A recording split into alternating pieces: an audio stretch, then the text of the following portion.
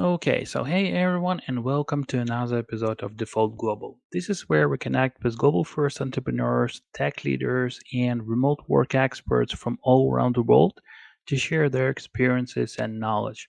So, our guest today is Namaste Reid, engineering manager at Bonusly. Thanks for joining us today, Namaste. Thank you, Vitalik. Good to be here.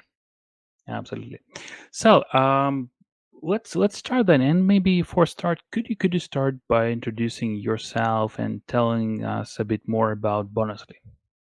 Yeah, so my name's Namaste Reid. I'm a senior engineering manager here at Bonusly, and um, been in the software industry for about 20 years. Most of it as a developer, more recently as a manager, and always been fascinated about how to create this feeling of ownership and accomplishment that I have enjoyed when working on particularly challenging or interesting problems, either working for a company or doing my own projects.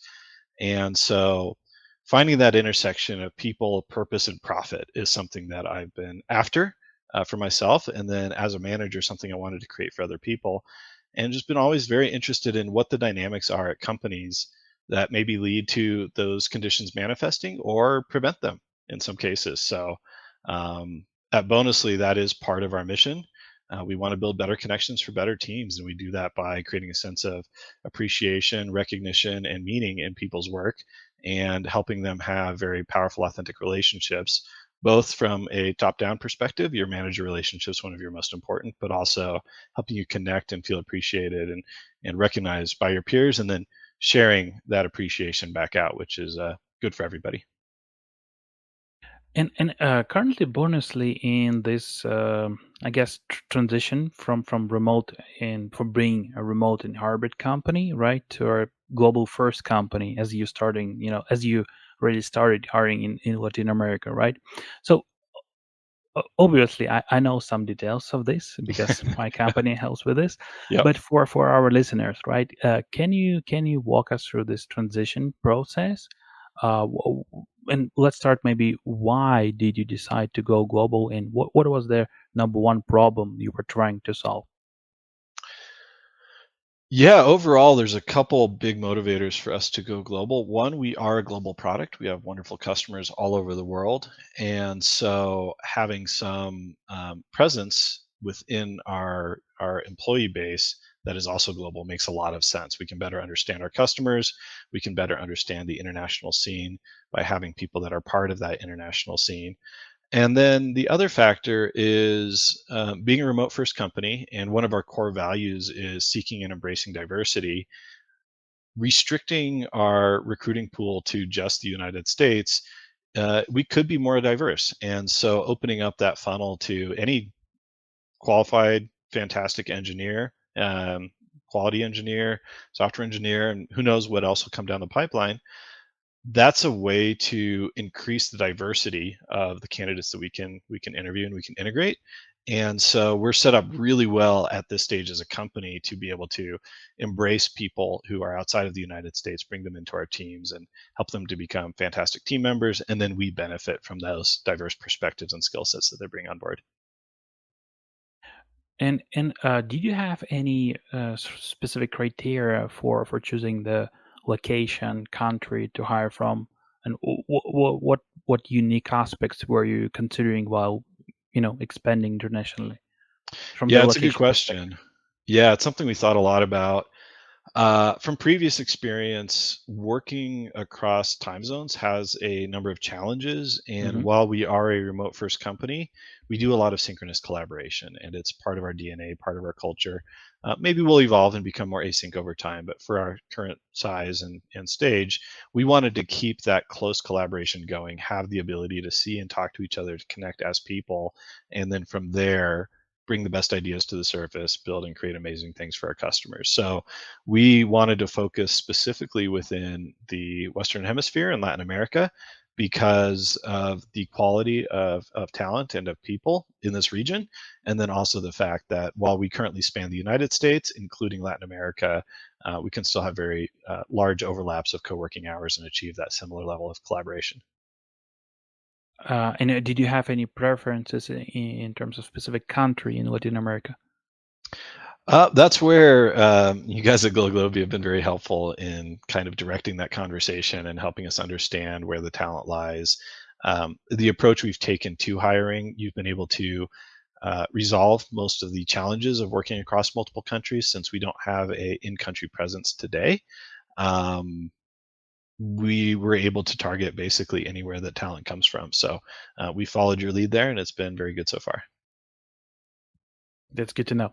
And you mentioned this that before going global, Bonusly had established this process for hybrid and remote work policies internally, right? So Yeah. I believe you, like you mentioned this, that you were kind of well prepared for it for this step. But still, are there any major challenges or adjustments that you have to make after implementing this global hiring strategy?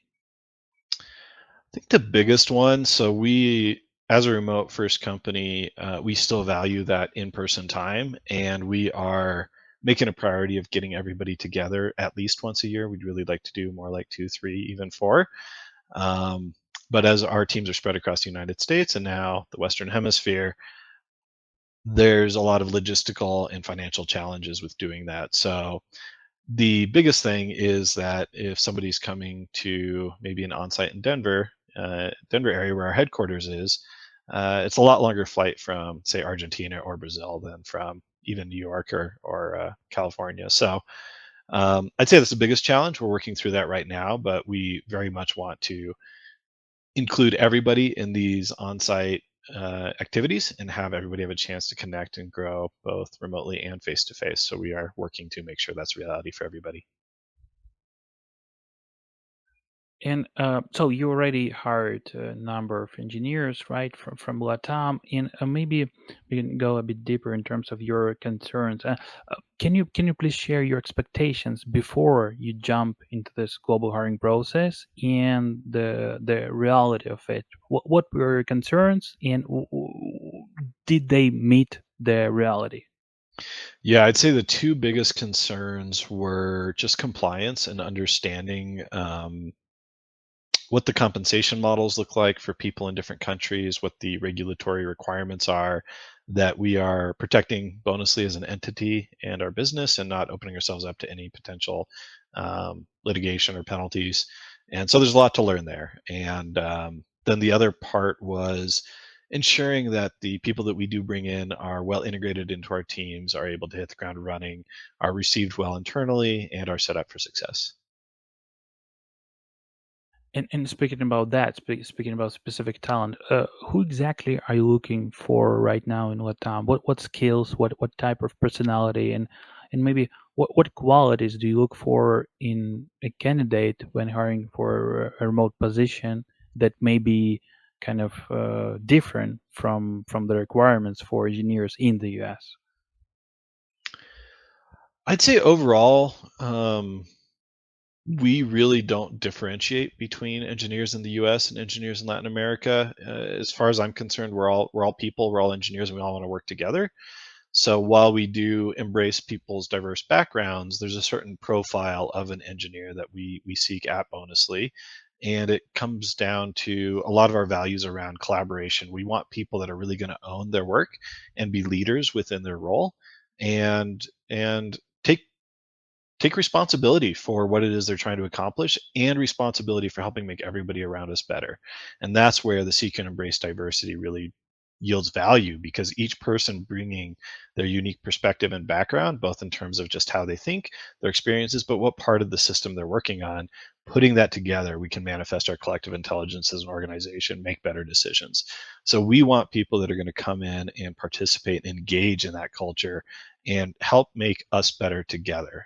It's not about individual performance so much as success as a team and as a group. So, whether it's a US based or Latin American engineer, those are the qualities that we look for. And we've used essentially the same interview process with our Latin American candidates we use with the US candidates. A few more questions around just familiarity working with US companies and understanding of what that bridge or that transition might look like for these candidates, but otherwise, it's the same profile. Got it, got it. And you mentioned that this cultural fit is very important for you, right? So, Mhm. um, Mm, maybe it's too early to say, but what are some of the key cultural or work ethic differences you have noticed while hiring internationally and like in the US, in how you address this, to maintain and, kind of harmonize, towards like building this effective team. Yeah, I'd say a lot of the people that we've talked to have substantial background as contractors and often working for large companies, although that's also been paired with experience in startups or even as founders or leaders within smaller companies. So it's really been across the board. And what we've been looking for is people that do have some of that prior leadership experience in some capacity or another, or are used to thinking about things in a holistic way and taking responsibility not just for that task that they're given or that line of code they need to write, but understanding how that's going to impact the business, the customer, the value, and their coworkers. Um, so overall, the profile I'd say skews more towards that contract work, and so we're looking for people that have some evidence or experience that they're going to thrive in a smaller startup environment where they have a lot of ownership. In as I said, maybe it's too early to ask this because you already you have just hired, those guys from Latam, but still, what steps has Bonusly taken, or what steps are you going to take to ensure that this you have the supportive and engaging work culture for your remote team and your team that is based in the US? So we have, I'd say, probably the biggest decision we made that should set us on that path is that we don't have separate teams for remote in the US. We are integrating the Latin American engineers directly into teams that are already having US based engineers, and we're mixing them. And so that has a couple potential benefits and opportunities. One, they'll be able to skill up and learn much quicker because we have our established engineers. They can pair, they can work together right away.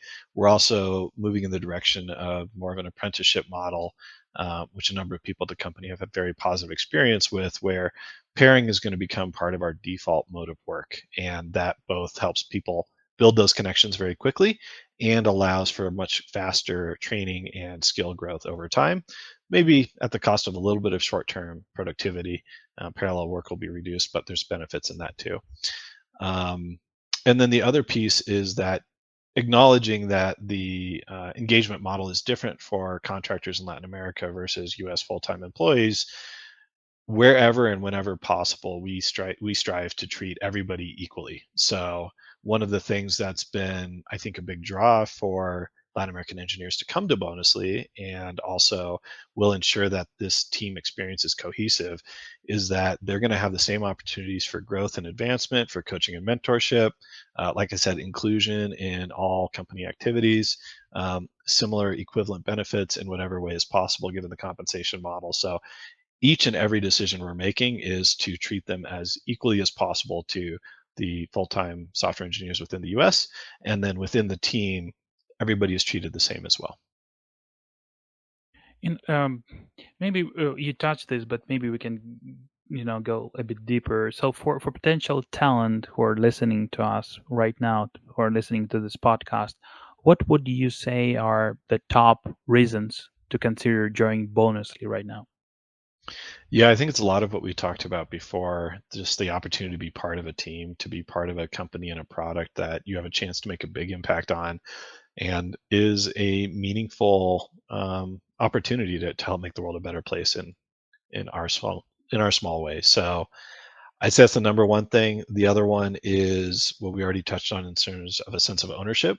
We are all responsible for making the way we work together better. And we use lean practices as our guidepost, our thought process there. And one of those principles is respect for people. And that doesn't just mean I respect you as a human being, but I respect your perspective and your autonomy in helping to make everything we do better, more effective, win together. So, as an engineer, you are don't just have the opportunity, you have the responsibility to identify ways that we can work together better, that we can use technology better, and that just makes a better workplace for everybody. That's cool. And probably for companies. Do you have any advice for tech leaders, for executives, maybe for founders who are considering expanding in terms of this global hiring? Do you have maybe you can tell us top three key pieces of advice that you would give them?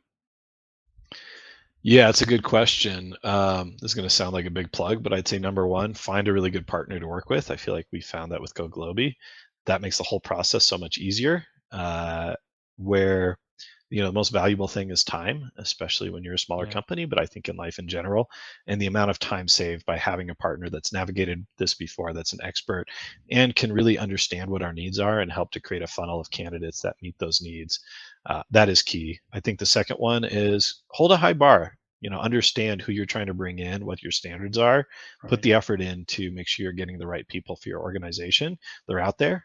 I think Mhm. we've found a number of them already, and so just knowing that those people are out there, they're available. You don't need to compromise. You can bring in fantastic people. And then I think the third one is, yeah, whenever possible, just treating people as human beings Mhm. and trying to help them bring their full self to work, regardless of where they come from. Cultivating processes and culture that embrace that is going to serve everybody. Perfect, perfect. Okay, so I guess we're good. So thanks a lot, Namaste, for sharing your insights on your experience with global hiring. We wish you and Bonusly all the best in your journey. Thanks a lot. Talk soon. Thank you, Vitali. It was a pleasure. Absolutely.